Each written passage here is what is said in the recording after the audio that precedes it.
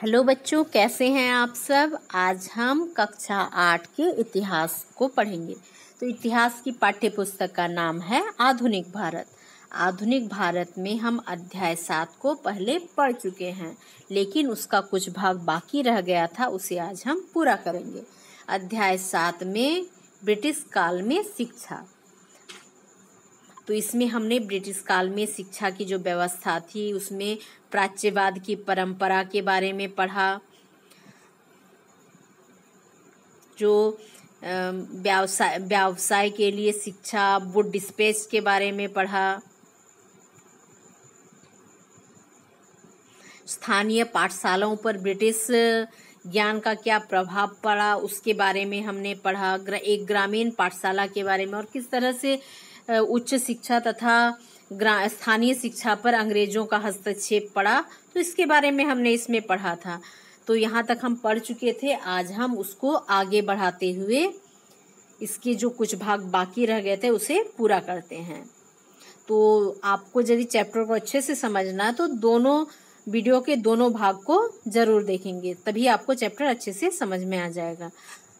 तो देखते हैं ब्रिटिश शिक्षा का प्रभाव। तो ब्रिटिश शिक्षा का भारत पर क्या प्रभाव पड़ा उसके बारे में अभी हम जानेंगे।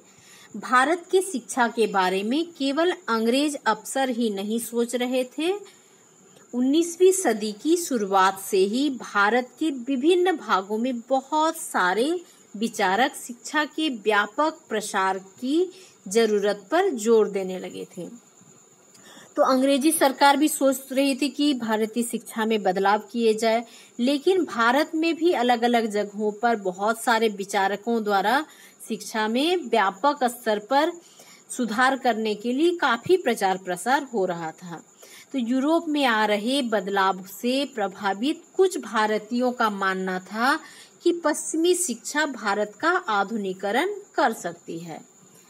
तो यूरोप में काफी बदलाव आ रहे थे और उससे प्रभावित होकर कुछ भारतीय भी ये मानने लगे थे कि जो पश्चिमी शिक्षा भारत में आएगा तो भारत का इससे आधुनिकीकरण होगा, मॉडर्नाइजेशन होगा। तो राजा राममोहन राय जैसे भारतीयों ने प्रभावशाली तरीके से पाश्चात्य ज्ञान के अध्ययन की वकालत की। तो इन्हीं लोगों में थे एक राजा राममोहन राय। तो वे भी पश्चिमी जो पाश्चात्य ज्ञान है उसका वकालत करने लगे और जो पश्चिमी शिक्षा के से हमारे देश में आधुनिकीकरण होगा तो इसका ये समर्थन करने लगे।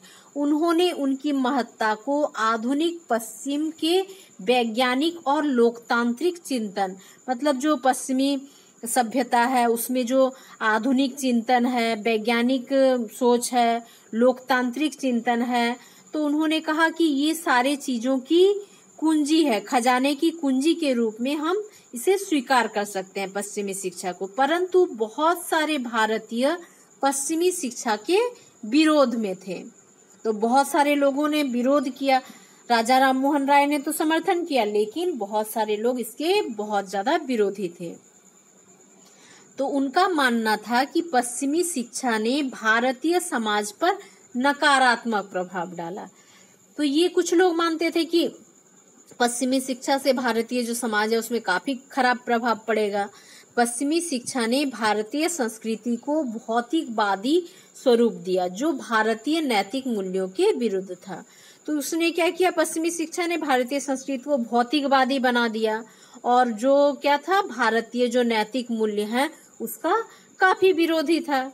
जो भारतीयों की जो नैतिकता है उसका विरोध करता था वो सभ्यता, पश्चिमी सभ्यता। तो कई भारतीय विद्वानों ने भारतीय संस्कृति के संरक्षण के लिए परंपरागत शैक्षणिक वातावरण तैयार करने का प्रक्रिया प्रारंभ किया। तो बहुत सारे जो समाज सुधारक थे उन्होंने जो भारतीय संस्कृति को बचाने के लिए इसकी जो परंपरागत शैक्षणिक वातावरण है उसका निर्माण करने के लिए काफी प्रयास करना प्रारंभ कर दिया। तो आर्य समाज द्वारा दयानंद एंग्लो विद्यालय की स्थापना देश भर में की गई। तो दयानंद जो थे, स्वामी दयानंद, उन्होंने एंग्लो विद्यालयों की स्थापना आर्य समाज के द्वारा पूरे देश में करना शुरू कर दिया। वर्ष 1846 में लाला हंसराज ने सबसे पहले लाहौर में ऐसे विद्यालयों की स्थापना की। तो लाहौर में भी लाला हंसराज ने 1846 में इसी तरह का विद्यालय प्रारंभ किया। स्वदेशी आंदोलन के दौरान राष्ट्रीय महाविद्यालयों की स्थापना हुई और जो देसी महाविद्यालय थे उनकी भी स्थापना की गई। जो स्वदेशी आंदोलन चला भारत में, तो उसके दौरान गांधी जी ने भारतीय संस्कृति से जुड़ी मान्यताओं पर आधारित शिक्षा के लिए विद्यापीठों की स्थापना पर बल दिया। तो पश्चिमी से जो शिक्षा था उसका विरोध करते हुए गांधी जी ने भी जो भारतीय शिक्षा का प्रचार करने वाले विद्यापीठों की स्थापना पर जोर दिया। गांधी जी का मानना था कि अंग्रेजी शिक्षा ने हमें अपना गुलाम बना दिया है। तो अंग्रेजी शिक्षा को गुलामी का लक्षण मानते थे गांधी जी। वे मानते थे कि इसी अंग्रेजी शिक्षा के कारण भारतीय और ज्यादा गुलामी के जंजीर में बंध सकते हैं। महात्मा गांधी का कहना था कि औपनिवेशिक शिक्षा ने भारतीयों के मस्तिष्क में हीनता का बोध पैदा कर दिया है। और ये जो अंग्रेजी शिक्षा है वो तो औपनिवेशिक, मतलब अंग्रेजों का औपनिवेश था भारत में और उनकी शिक्षा व्यवस्था थी, इसलिए उनको औपनिवेशिक शिक्षा कहा। तो उन्होंने कहा कि जब हम पश्चिमी शिक्षा को ग्रहण करेंगे तो भारतीयों के मन में क्या होगा, मस्तिष्क में एक हीनता का भाव पैदा होगा। ये गांधी जी का मानना था। तो इसके प्रभाव में आकर यहाँ के लोग पश्चिमी सभ्यता को श्रेष्ठ कर मानने लगेंगे और जो भारतीय लोग हैं वो पश्चिमी सभ्यता को ज्यादा श्रेष्ठ मानने लगेंगे भारतीय सभ्यता से। और आप देख रहे होंगे कि वर्तमान में भी ऐसी व्यवस्था है ना, कि अभी भी लोग जो पश्चिमी सभ्यता है उसको ही ज्यादा श्रेष्ठ मानते हैं और उसी को अपना रहे हैं। तो काफी विरोध के बाद अंग्रेज तो यहाँ से चले गए, लेकिन अंग्रेजी जो संस्कृति थी वो अभी भी यहाँ रह गई है। और आप भी अंग्रेजी बोलना या अंग्रेजी उनके तरह के कपड़े पहनना, उनकी तरह के भोजन करना, इस चीज को क्या श्रेष्ठ मानते हैं, ज्यादा सभ्य मानते हैं। तो ये चीज वे सोचते थे, गांधी जी सोचते थे कि जब पश्चिमी शिक्षा से शिक्षित होंगे भारतीय तो वे अंग्रेजी सभ्यता को ज्यादा, पश्चिमी सभ्यता को ज्यादा श्रेष्ठ मानने लगेंगे और अपनी संस्कृति के प्रति उनका जो गौरव भाव है वो नष्ट होने लगेगा और अपनी संस्कृति के प्रति उनका सम्मान भी कम होने लगेगा। महात्मा गांधी ने कहा कि इस शिक्षा में विष भरा है, यह पापपूर्ण है और उन्होंने पाप से भरा, विष से भरा पश्चिमी शिक्षा को कहा। इसने भारतीयों को दास बना दिया है और भारतीयों को इन्होंने जो पश्चिमी शिक्षा है वो क्या बना दिया है, अपना दास बना दिया। अंग्रेज चाहते थे कि ये लोग पश्चिमी शिक्षा ग्रहण करें जिससे उनको ईमानदार भारतीय कर्मचारी मिले। इसने लोगों पर बुरा प्रभाव डाला है। महात्मा गांधी ऐसी शिक्षा के पक्षधर थे जो भारतीयों के भीतर प्रतिष्ठा और स्वाभिमान का भाव पुनर्जीवित करे। तो गांधी जी चाहते थे कि भारत में ऐसी शिक्षा व्यवस्था आए जिससे भारत की प्रतिष्ठा और स्वाभिमान फिर से जीवित हो जाए। राष्ट्रीय आंदोलन के दौरान उन्होंने विद्यार्थियों से आह्वान किया कि वे शिक्षा संस्थानों को छोड़ दें और अंग्रेजों को बताएं कि अब वे गुलाम बने रहने के लिए तैयार नहीं हैं। तो जब आंदोलन चल रहा था तब गांधी जी ने जो छात्र थे उनको आह्वान किया कि वे जो अंग्रेजी संस्थानों में पढ़ाई कर रहे हैं वैसे संस्थानों को त्याग कर ये बताएं अंग्रेजों को कि वे अब गुलाम नहीं हैं।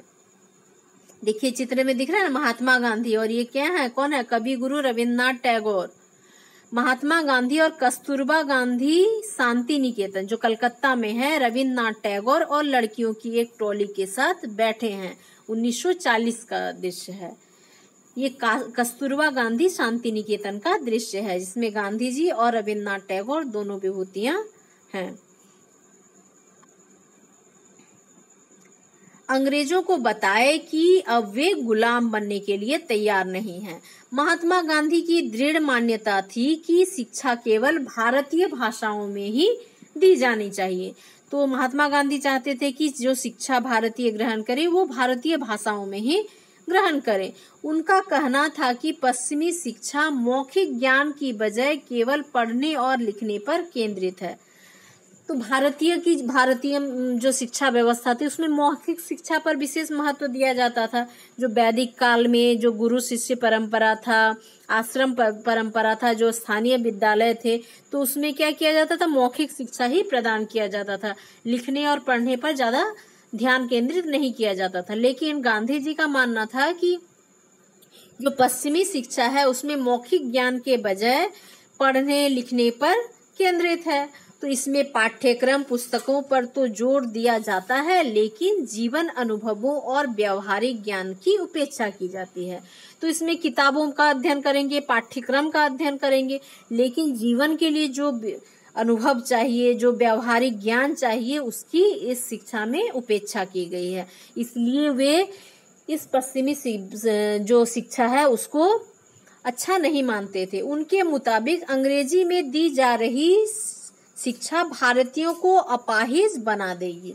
तो ये भारतीयों को जो व्यवहारिक ज्ञान ना देने के कारण ये अपाहिज बना देंगे। बस वे शिक्षा ग्रहण करेंगे, बस किताब में जो चीजें हैं वही सीखेंगे, और जो व्यवहार हमारे जीवन में जो व्यवहारिक है वैसी चीजों को नहीं सीख सकेंगे, जिससे वे क्या हो जाएंगे, अपाहिज हो जाएंगे। जिसने उन्हें अपने सामाजिक परिवेश से काट दिया है और उन्हें अपनी ही भूमि पर अजनबी बना दिया है। तो वे जहाँ रहते हैं उस जगह की शिक्षा नहीं ग्रहण करके यदि विदेशों की शिक्षा ग्रहण करेंगे तो वे अपने भूमि से अजनबी हो जाएंगे, अपरिचित हो जाएंगे, और जो सामाजिक परिवेश है उससे वे एक अलग थलग रह जाएंगे। उनकी राय में विदेशी भाषा बोलने वाले अंग्रेजी शिक्षित भारतीय अपनी जनता से जुड़ने के तौर तरीके भूल जाएंगे, और जब भारतीय अंग्रेजी शिक्षा से शिक्षित होंगे तो वे अपनी जनता से सही से घुल मिल नहीं सकेंगे, और उनका जो अपना संस्कृति है, उनके तौर तरीके हैं, वे भूल जाएंगे। गांधी जी का मानना था कि शिक्षा से व्यक्ति का मस्तिष्क और आत्मा विकसित होनी चाहिए, और उनकी राय में केवल साक्षरता यानी पढ़ने और लिखने की क्षमता पा लेना ही शिक्षा नहीं है। और गांधी जी ये मानते थे कि सिर्फ लिखना पढ़ना जान लेना ही शिक्षा नहीं है। उनका मानना था कि शिक्षा से व्यक्ति का मस्तिष्क और आत्मा विकसित होना चाहिए, और ये सिर्फ भारतीय शिक्षा से ही हो सकता है। और इसके लिए लोगों को हाथ से काम करना पड़ता है, हुनर सीखने पड़ते हैं, और यह जानना पड़ता है कि विभिन्न चीजें किस तरह से कार्य करती हैं। इससे उनके मस्तिष्क विकसित होंगे। उन्होंने अपनी विस्तृत शिक्षा योजना को वर्धा शिक्षा योजना के रूप में प्रस्तुत किया। तो गांधी जी चाहते थे कि बच्चे सिर्फ किताबों का ज्ञान ना लें, वे व्यवहारिक ज्ञान लें, जैसे अपने हाथ से काम करना सीखें, तो बहुत सारी कलाएं सीखें, हुनर सीखें, जिससे वे अपने जीवन को चला सके, अपने आजीविका को चला सके, और विभिन्न चीजें किस तरह से कार्य करती है ये सीखें, जिससे क्या होगा, उनका मस्तिष्क और विकसित होगा। और इस विस्तृत शिक्षा योजना को उन्होंने वर्धा शिक्षा योजना नाम दिया। लेकिन अभी भी की शिक्षा व्यवस्था भी क्या है कि बस हम पढ़ तो लेते हैं, किताबें पढ़ लेते हैं, पाठ्यक्रम पूरा कर लेते हैं, पास हो जाते हैं, नंबर ले आते हैं, लेकिन इसका उपयोग बस हम क्या करते हैं, नौकरी पाने के लिए करते हैं। अपना कोई व्यवसाय नया शुरू नहीं कर सकते, खुद का अपना काम नहीं शुरू कर सकते, और ज्यादातर क्या है, नौकरियों में इतनी भीड़ हो गई है कि ज्यादातर लोग बेरोजगार रह जाते हैं और उनका अपना जीवन चलाना भी मुश्किल हो जाता है। इसीलिए गांधी जी ने इस शिक्षा व्यवस्था में व्यावसायिक शिक्षा को जोड़ने की बात कही है। हाथ से काम सिखाना, कारीगरी सिखाना, शिल्पकारी सिखाना, इस सारी चीजों को जोड़ने की बात कही है। तो देखिए कितनी अच्छी सोच है गांधी जी की कि बस किताबों का लिखना पढ़ना यही आना ही श्रेष्ठ ये नहीं है, सफिशिएंट नहीं है। इसके लिए क्या करना होगा, बच्चों को हाथ से बनाने की कला सिखानी होगी। अपने लिए जो सारे चीजें जैसे फर्नीचर बनाना, मिट्टी का सामान बनाना, जूट का सामान बनाना, ये सारी चीजें जब सिखाएंगे तो शिक्षा प्राप्त करने के बाद बच्चा खुद से कुछ व्यवसाय कर सकेगा। झारखंड की मिशनरी शिक्षण शैक्षणिक संस्थान, तो झारखंड क्षेत्र में ईसाई मिशनरियों ने औपचारिक शिक्षा की बुनियाद डाली। तो औपचारिक शिक्षा के लिए झारखंड में ईसाई मिशनरियों ने शुरुआत की। यह उनके लिए ईसाई धर्म के प्रचार का हिस्सा था। और मिशनरियों में क्या काम होता था? उनके अपने धर्म का प्रचार करना। शिक्षा के प्रचार प्रसार के जरिए आदिवासियों के बीच पहुंच बनाने में Gossner Evangelical Lutheran Church Mission, SPG Mission, Roman Catholic Mission, United Free Church, Dublin University Mission, seventh day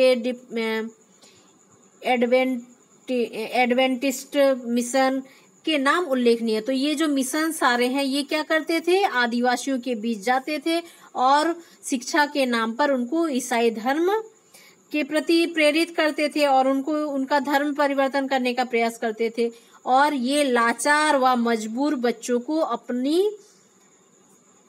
अपने केंद्रों में लाकर उन्हें शिक्षा प्रदान करते थे, जो गरीब बच्चे होते थे।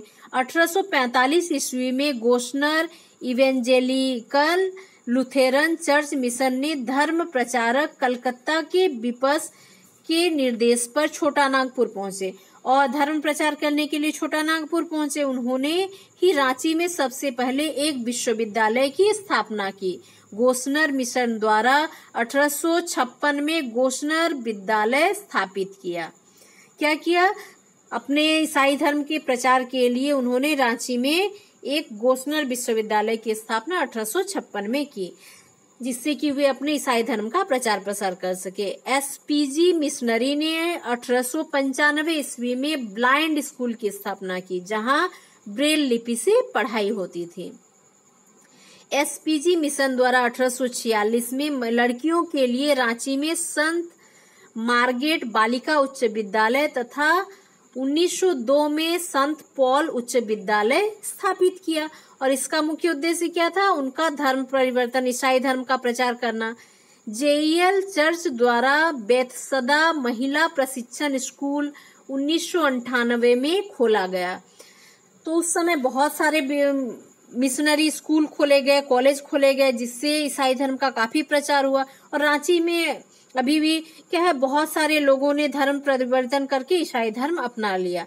लोहरदगा में अरसी मिशन स्कूल 1948 में खोला गया। डबलिन मिशन द्वारा झारखंड में प्रथम कॉलेज संत कोलंबो कॉलेज की स्थापना 1899 ईस्वी में की गई। और रोमन कैथोलिक मिशन द्वारा 7 जुलाई 1944 में रांची में सेंट जेवियर कॉलेज की स्थापना की गई और 1946 में रांची डिग्री कॉलेज की स्थापना की गई। तो मिशनों के द्वारा बहुत सारे कॉलेज व स्कूलों की स्थापना की गई, जिससे उनका जो धर्म है उसका प्रचार प्रसार किया जा सके। टैगोर का शांति निकेतन, तो रविन्द्रनाथ टैगोर के द्वारा भी शांति निकेतन की स्थापना की गई भारतीय शिक्षा के प्रचार प्रसार के लिए।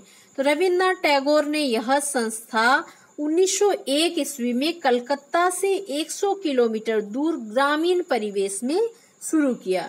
तो जब टैगोर जब बच्चे थे तो स्कूल जाने से वे चिढ़ते थे, तो उन्हें स्कूल का माहौल दमनकारी लगता था। उनको लगता था यहाँ बस शासन किया जाता है। तो उनका मानना था कि सृजनात्मक शिक्षा को केवल प्राकृतिक परिवेश में ही प्रोत्साहित किया जाता है। जब रविन्द्रनाथ टैगोर छोटे थे तो वे स्कूल जाना पसंद नहीं करते थे। उनका जो प्रारंभिक शिक्षा था वो घर में ही पूरा हुआ था। तो वे समझते थे कि स्कूल जाना बच्चे पसंद नहीं करते हैं, तो उन्होंने एक ऐसे परिवेश में शिक्षा की व्यवस्था की जिसमें प्रकृति के सानिध्य हो, प्रकृति से सम्मुख हो। तो प्रकृति के सम्मुख रहकर ही कोई भी सृजनात्मक क्रिएटिविटी बच्चों में आ सकती है। तो टैगोर के मुताबिक, रविन्द्रनाथ टैगोर के मुताबिक वर्तमान स्कूल बच्चों की रचनाशीलता जैसे स्वाभाविक गुणों को नष्ट कर देते हैं। जो वर्तमान में स्कूल है वे बच्चों की जो सोचने की क्षमता है उसको समाप्त कर देते हैं। देखा जाए तो बहुत सारे मामलों में टैगोर और महात्मा गांधी की शिक्षा के बारे में कमोबेश एक जैसी ही राय है, क्योंकि दोनों ही मानते थे कि बस लिखना पढ़ना वाला शिक्षा से बच्चों का जो मस्तिष्क का विकास है वो नहीं हो पाएगा। तो लेकिन दोनों के विचारों में कतिपय बिंदु पर काफी फर्क भी था। कुछ समानताएं थी तो कुछ फर्क भी था गांधी जी और टैगोर के विचारधारा में। जहां गांधी पश्चिमी सभ्यता और मशीनी प्रौद्योगिकी की उपासना के कट्टर आलोचक थे। तो वे पसंद नहीं करते थे गांधी जी पश्चिमी सभ्यता को और मशीनी जो प्रौद्योगिकी है।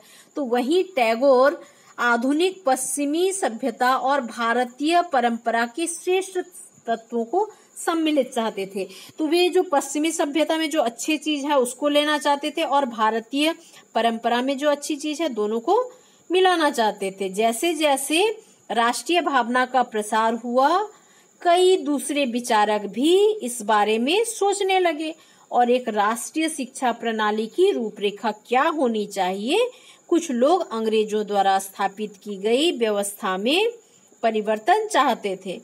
तो उनका मानना था कि इसी व्यवस्था को इस तरह फैलाया जाए कि उसमें ज्यादा से ज्यादा लोगों को लाभ मिल सके। तो इसके विपरीत बहुत सारे लोग ऐसे भी थे जो एक वैकल्पिक व्यवस्था चाहते थे। तो देखिए शांति निकेतन में एक कक्षा चल रही है। 1930 के दशक में ये दृश्य है शांति, जो पेड़ के नीचे खुले आसमान के नीचे शिक्षा ग्रहण कर रहे हैं छात्र। तो इस तरह की व्यवस्था के समर्थक थे रविन्द्रनाथ टैगोर जी। तो कुछ लोग वैकल्पिक व्यवस्था भी चाहते थे ताकि लोगों को सच्चे अर्थ में राष्ट्रीय संस्कृति की शिक्षा दी जा सके। तो आज भी राष्ट्रीय शिक्षा में नित्य नए प्रयोग हो रहे हैं ताकि जो समकालीन चुनौती आ रही है, बहुत सारे बाधाएं आ रहे हैं, उसका सामना किया जा सके। और देखा जाए तो जो पश्चिमी शिक्षा के सिर्फ नकारात्मक प्रभाव ही नहीं पड़े बल्कि बहुत सारे पॉजिटिव प्रभाव भी पड़े, सकारात्मक प्रभाव भी भारतीय समाज पर पड़े।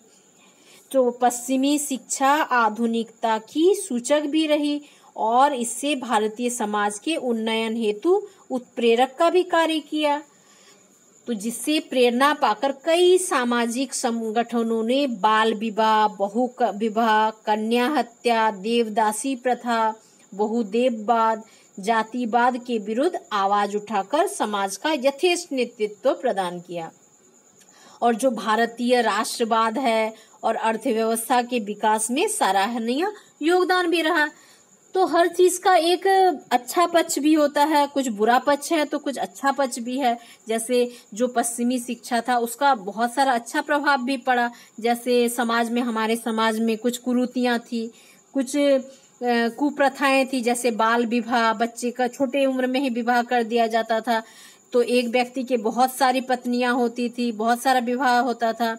और कन्या हत्या भी था और देवदासी प्रथा, मतलब एक लड़की को देवदासी बना दिया जाता था, वो ईश्वर की सेवा करेंगी। या फिर बहुदेववाद, जातिवाद, ये सारी चीजें समाज में बहुत फैली हुई थी। लेकिन पश्चिमी शिक्षा के प्रभाव के कारण इसमें काफी सुधार हुआ, इसमें बहुत सारे परिवर्तन आए, लोगों में जागरूकता आई। कोयम्बटूर के एक प्रचारक स्कूल में खेल रहे बच्चे, देखिए कोयम्बटूर का एक स्कूल है जिसमें बच्चे खेल रहे हैं। साक्षरता ही शिक्षा नहीं है। तो महात्मा गांधी ने लिखा था कि शिक्षा से मेरा मतलब इस बात से है कि बालक और मनुष्य के देह और मस्तिष्क और भावना के श्रेष्ठ तत्वों को सामने लाया जाए। साक्षरता ना तो शिक्षा का अंत है और ना ही इसकी शुरुआत है, यह तो केवल एक साधन है और जिसके जरिए पुरुष और महिलाओं को शिक्षा दी जा सकती है। साक्षरता अपने आप में शिक्षा नहीं होती है। लिहाजा मैं बच्चों को शिक्षित करते हुए सबसे पहले उन्हें उपयोगी हस्त कौशल सिखाऊंगा और उन्हें शुरू से ही कुछ रचने पैदा करने के लिए तैयार करूंगा। मेरा मानना है कि दिमाग और आत्मा का सर्वोच्च विकास इस तरह शिक्षा में ही संभव है। प्रत्येक हस्त कौशल आज की तरह केवल यांत्रिक ढंग से ही नहीं बल्कि वैज्ञानिक ढंग से भी पढ़ाई जानी चाहिए। यानी बच्चों को प्रत्येक प्रक्रिया के क्यों और किस लिए का पता होना चाहिए। तो ये लिया गया है the collected works of Mahatma Gandhi, खंड 72 से पृष्ठ 79 से लिया गया है। तो महात्मा गांधी मानते थे कि सिर्फ साक्षर हो जाना ही शिक्षित होना नहीं है। जब तक मनुष्य के देह मस्तिष्क और भावना का श्रेष्ठ तत्वों के सामने ना लाया जाए, मस्तिष्क का विकास ना हो, तब तक शिक्षा पूरी नहीं हो सकती है। और महात्मा गांधी चाहते थे कि बच्चों को हस्त कौशल सिखाया जाए, जिससे उसमें रचना करने की पैदा हो। तो वे बच्चों को मिट्टी के बर्तन, लकड़ी के फर्नीचर, खेती करना, सूत काटना, चरखा चलाना, ये सारी जो हस्तशिल्प हैं उसको सिखाने पर जोर देते थे, जिससे कि जो बच्चा है वो रचनात्मक कार्य सीखे और उसमें उसका जो मानसिक स्तर है वो और उठे, उसका विकास हो। तो इस तरह से बहुत सारे आपने देखे, रविन्द्रनाथ टैगोर जी के, महात्मा गांधी जी के और मैकॉले के, वुड का देखा। तो सारे शिक्षा व्यवस्था से हमने ये जाना कि सभी शिक्षा व्यवस्था में कुछ अच्छे पक्ष और कुछ बुरे पक्ष होते हैं, इसलिए हमको अच्छे पक्ष को लेते हुए शिक्षा को और विकास करना चाहिए और किया भी जा सकता है इससे।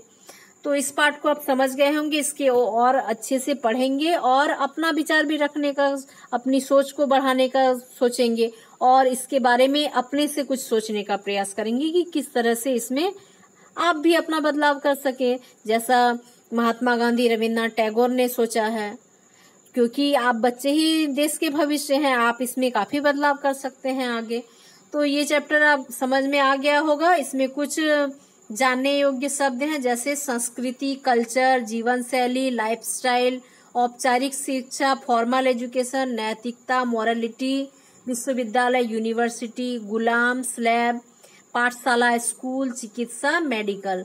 तो इस तरह से ये सारे शब्द कर लेंगे और इसका कुछ प्रश्न है वो अलग से वीडियो में देखेंगे। तो ये सारा चैप्टर आप अच्छे से पढ़ लेंगे, कोई दिक्कत होगा तो कमेंट करेंगे। तो आज के लिए इतना ही, लेकिन इसका दोनों पार्ट देख लेंगे तब आपको चैप्टर अच्छे से समझ में आएगा। तो थैंक यू।